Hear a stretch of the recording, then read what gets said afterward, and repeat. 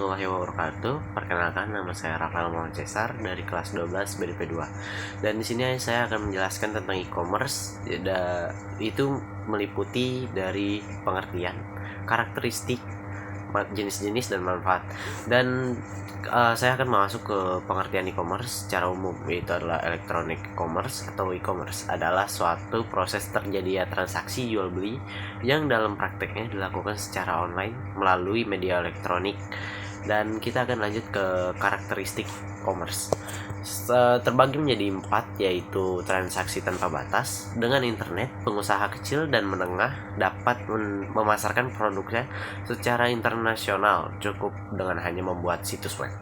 Dan yang karakteristik kedua yaitu adalah transaksi anonim. Para penjual dan pembeli dalam transaksi melalui internet tidak harus bertemu muka satu sama lainnya.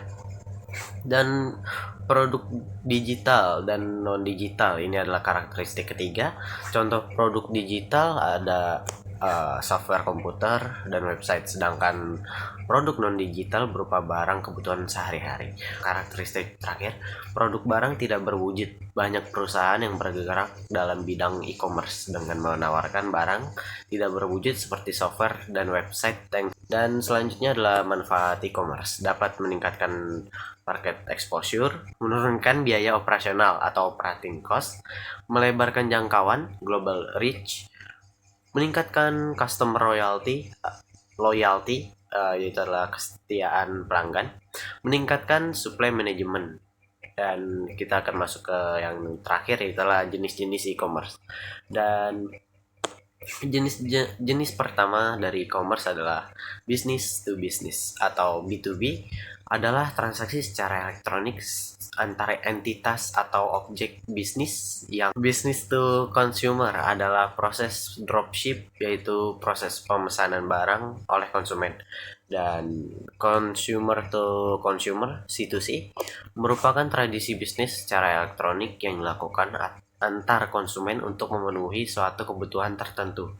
Dan keempat ada consumer to business C2B, adalah transaksi yang memungkinkan individu menjual barang pada perusahaan yang membutuhkan. Government to business G2B adalah bentuk dari e-commerce yang melibatkan pemerintah dengan pihak bisnis atau perusahaan.